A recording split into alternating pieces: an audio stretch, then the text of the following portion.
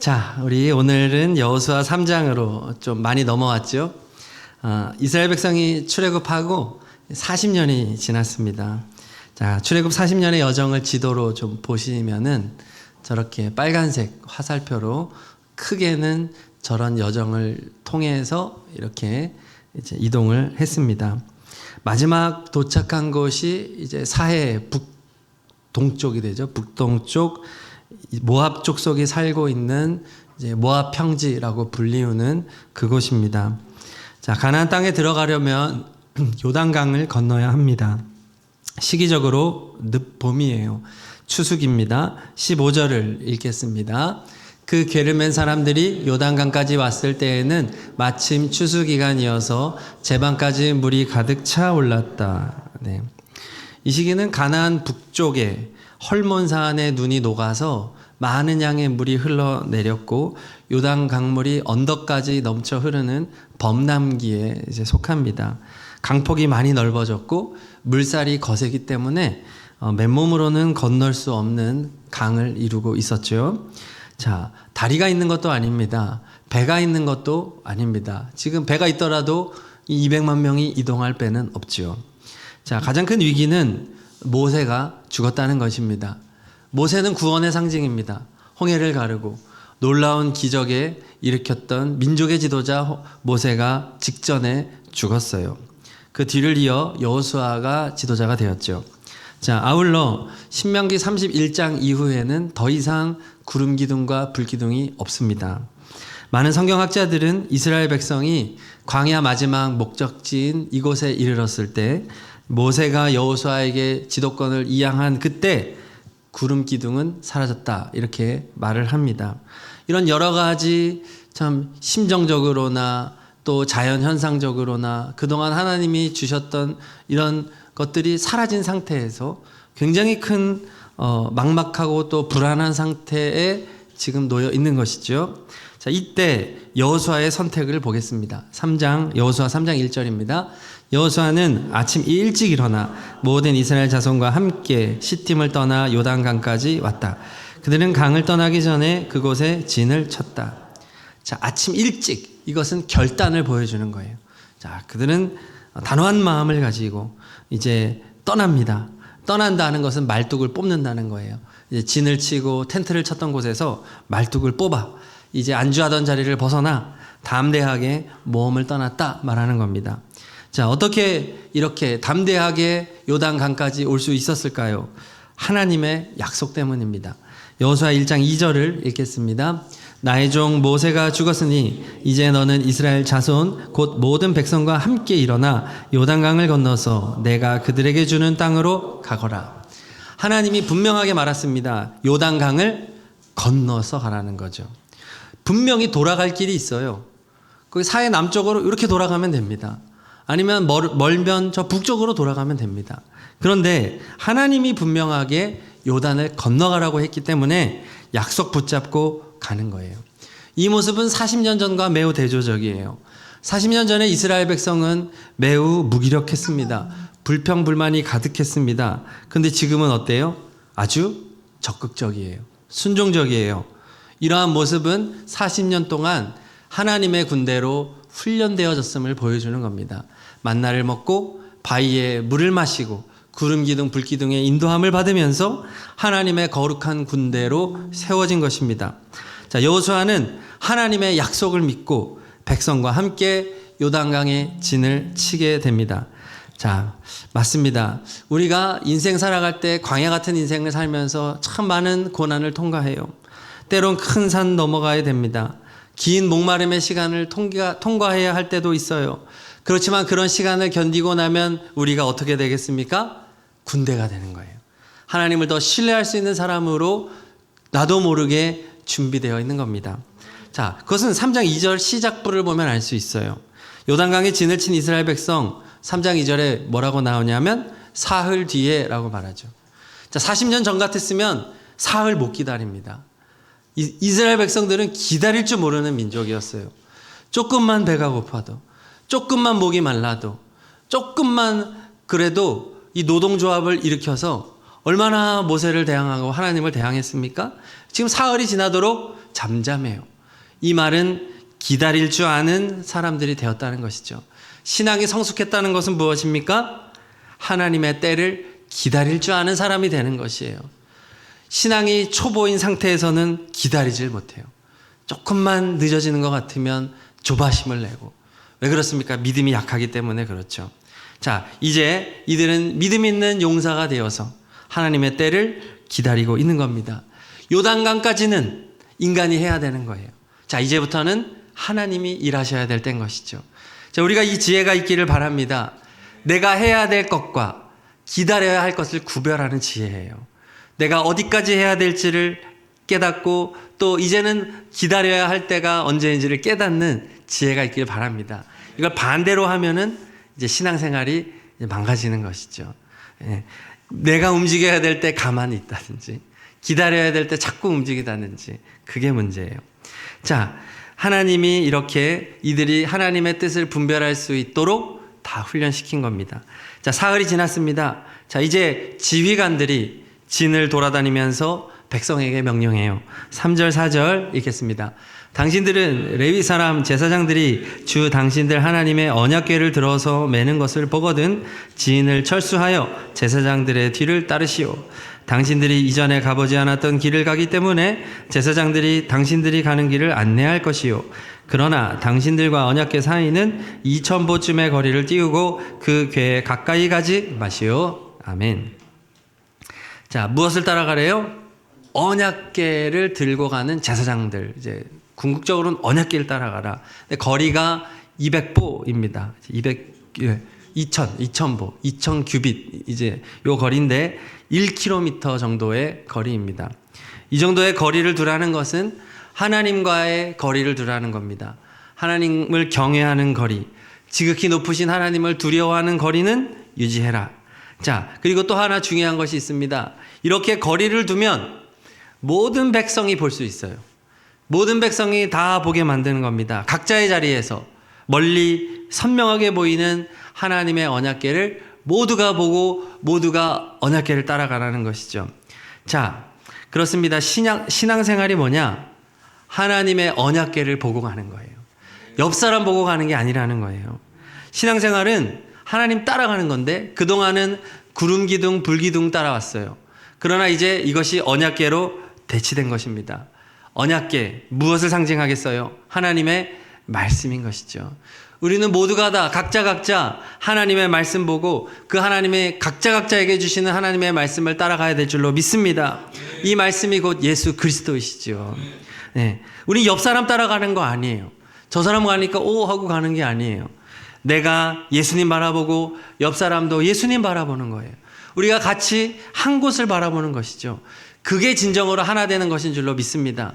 서로 바라보고 서로 의지하고 그러면 우리는 어디로 갈지 몰라요. 언약궤를 바라봐야 된다는 것입니다. 바로 예수님 중심을 말하는 것이죠. 자, 바라기는 우리의 가정들이 예수 중심 되기를 소망합니다. 우리 교회가 예수 중심 되기를 소망합니다. 사람 바라보면 안 돼요. 무조건 예수님만 바라봐야 됩니다. 그러면 우리는 하나 될 수 있어요. 사람이 보이기 시작하면 하나가 될 수 없습니다. 자, 우리가 이렇게 예수님의 말씀을 따라갈 때 하나님이 약속하세요. 4절을 읽겠습니다. 당신들이 이전에 가보지 않았던 길을 가기 때문에 하나님은 약속하는 거예요. 너희들 이전에 가보지 않았던 길을 인도해 주겠다. 홍해도 그랬잖아요. 상상하지 못했던 제3의 길, 홍해 길이었어요. 요단강도 마찬가지라는 것이죠. 누가 요단강을 걸어갑니까? 바닥을요. 인간은 도저히 상상할 수 없는 길, 하나님만이 계획할 수 있고 하나님만이 실행할 수 있는 길로 우리를 인도하시겠다는 거예요. 놀라운 기적과 구원을 보이시겠다는 것입니다. 자, 또 하나님께서는 응답의 시기도 정하세요.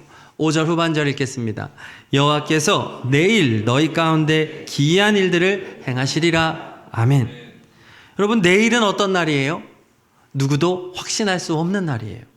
내일이 뭡니까? 우리는 잠시 후의 일조차도 확신할 수 없는 존재입니다. 그러나 하나님은 내일을 약속할 수 있는 분인 줄로 믿습니다. 하나님이 약속하면 반드시 이루어집니다. 하나님이 정하시면 누구도 이것을 바꿀 수가 없어요. 하나님이 내일을 약속하셨다는 것은 완전하게 내일 응답하시겠다라는 것입니다. 얼마나 감사해요. 자, 하나님께서 여호수아에게 말씀합니다. 8절 읽습니다. 이제 너는 언약궤를 맨 제사장들에게 요단강의 물가에 이르거든 요단강에 들어가서 서 있으라고 하여라. 아멘. 자, 드디어 출정 명령을 내리십니다. 자, 그런데 가장 앞에 언약궤를 앞세우라는 거예요. 언약궤를 맨 제사장들이 요단강에 들어가니까 놀라운 기적이 일어납니다. 16절 읽겠습니다. 위에서부터 흐르던 물이 멈추었다. 그리고 멀리 사르단 근처에 아담 성읍 위에 둑이 생겨 아라바의 바다 곧 사해로 흘러가는 물줄기가 완전히 끊겼다. 아멘.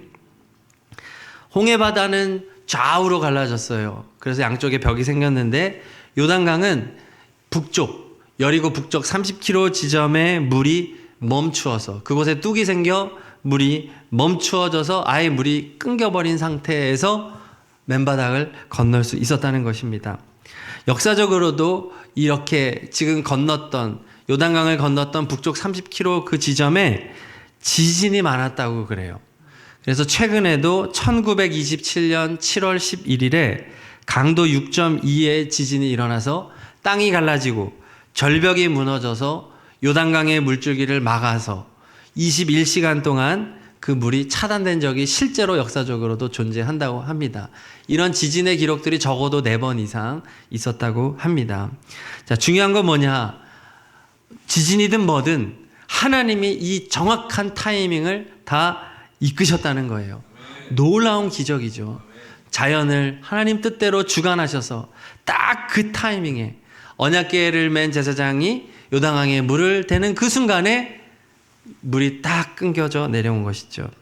자, 그때 누구도 이스라엘 백성이 다 건너잖아요. 다 건너는데 특별히 어린 아이들도 다 이 강을 건넜을 거예요. 자, 당시는 출애굽했을 1세대들이 대부분 죽었을 때예요. 여호수아 갈렙 빼고는 모세도 죽었어요. 이제 새로운 세대예요. 홍해를 기적을 경험하지 못한 사람들이 훨씬 많아요. 그런 상태에서 다음 세대들도 이 강을 건너요. 자, 이 그림을 한번 그려달라고 제가 했더니 저런 그림이에요. 이게 뒤에 물은 사실 없어야 되는 거예요. 저거 지워달라 그랬는데 잘 안 지워주더라고요. 제가 AI한테 부탁을 했는데 그때 아이들이 저 강을 건널 때 우리 아이들 생각하면 되겠죠. 손에 손을 붙잡고 활짝 웃으면서 저 요단강, 마른 요단강을 건너간다고 생각해 보세요. 물고기들이 막 바닥에 막 팍팍 뛰고 막 그러겠죠. 자, 말로만 듣던 홍해의 기적을 경험한 거예요. 네. 홍해의 기적을 그동안 말로만 들었지 그 사실일까? 정말일까 싶었겠지만 지금 이 순간 이 아이들은 확신했을 거예요. 이야! 하나님은 살아계시구나. 홍해의 기적은 거짓말이 아니구나. 하나님은 자연을 다스리는 분이시구나. 하나님은 구원의 하나님이시구나. 다음 세대에게 완벽하게 신앙이 전수되는 순간이었을 거예요.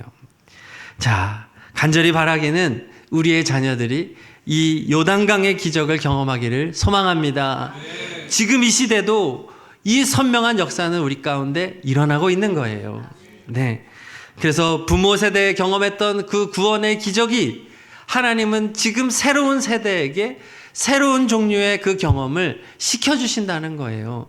그렇게 신앙이 전수되게 하시는 하나님이십니다. 자, 그러므로 우리는 어떻게 살아가야 할까요? 17절입니다. 읽겠습니다. 온 이스라엘 백성이 마른 땅을 밟고 건너서 온 백성이 모두 요단강을 건널 때까지 주님의 언약궤를 맨 제사장들은 요단강 가운데 마른 땅 위에 튼튼하게 서 있었다. 아멘. 이스라엘 백성이 마른 땅을 다 건너기까지 언약궤를 맨 제사장들은 요단 가운데에 굳게 서 있었다는 거예요. 맞습니다. 우리 부모 세대가 해야 될 것이 뭐냐? 하나님의 말씀 위에 튼튼하게 서 있어야 할 줄로 믿습니다.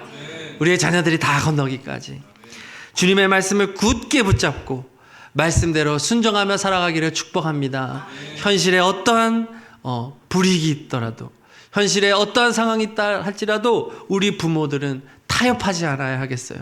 말씀 중심, 예수 중심으로 우리는 올곧게 나가야 되는 거예요. 타협하지 말고 그렇게 굳게 우리가 버티고 서 있어야 한다는 것입니다. 그때 하나님께서는 놀라운 구원을 우리의 자손들에게도 허락해 주시는 거예요. 자, 이렇게 5일간의 저녁 기도회의 말씀을 이제 마치게 됩니다. 출애굽의 구원의 이야기는 오늘도 생생하게 살아있는 이야기인 줄로 믿습니다. 우리들의 이야기예요. 또 다른 홍해의 기적, 또 다른 만나, 또 다른 바위의 물, 또 다른 그 지팡이의 역사, 또 다른 요단강의 도하, 기적을 오늘날 우리에게도, 우리의 자손들에게도 허락해 주실 것입니다. 자, 하나님께서 우리 성도님들의 가정을 굳게 붙잡아 주시고 놀라운 구원의 역사를 이루실 것입니다. 그러므로 지금 우리의 가족들, 우리 계속해서 우리의 부모와 형제자매와 또 배우자, 자녀들을 위해서 포기하지 않고 계속해서 기도해야 하겠습니다. 구원을 위해서. 그리고 교회에 출석하는 것을 넘어서 예수님과 인격적인 만남이 일어나고, 그리고 주님께 헌신하고 예수님과 동행하는 삶이 될 수 있도록 그렇게 우리는 계속해서 힘을 다하여 나아가야 하겠습니다. 자, 우리 이 시간 찬양하고 우리 기도할 텐데요. 우리 아까 불렀던 마지막 찬양, 이 산지를 내게 주소서. 네. 주님이 주신 땅으로, 주님이 주신 땅으로 한 걸음씩 나아갈 때에 수많은 적들과 견고한 성이 나를 두렵게 하지만 주님을 신뢰함으로, 주님을 의지함으로, 주님이 주시는 담대함으로 큰 소리 외치며 나아가네. 이 산지를 내게 주소서. 그날에 주께서 말씀하신 이제 내가 주님의 이름으로 그 땅을 취하리니,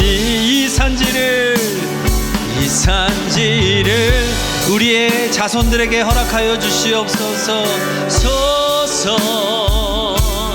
그날에 주께서 말씀하신 이제 내가 주님의 이름으로 그 땅을 취하리니. 우리 말씀 붙잡고 기도할 텐데요. 아무도 가보지 않은 구원의 길을 내시는 하나님을 찬양합니다. 나는 알 수 없지만, 나는 계획할 수 없지만 하나님은 이미 다 계획하셨습니다. 이미 길을 내셨습니다. 우리가 가야 할 길, 우리의 후손들이 걸어가야 할 길을 예비하신 줄로 믿습니다. 출애굽의 기적이 우리 가정에도 일어나게 하옵소서. 부모님과 형제자매, 배우자와 자녀들에게 구원을 허락하여 주시고 예수님으로 충만한 예수 가정을 이루게 하옵소서. 우리 말씀 붙잡고 간절히 기도드리겠습니다. 주여, 예수님, 주님의 십자가를 붙잡고 나아갑니다. 예수님,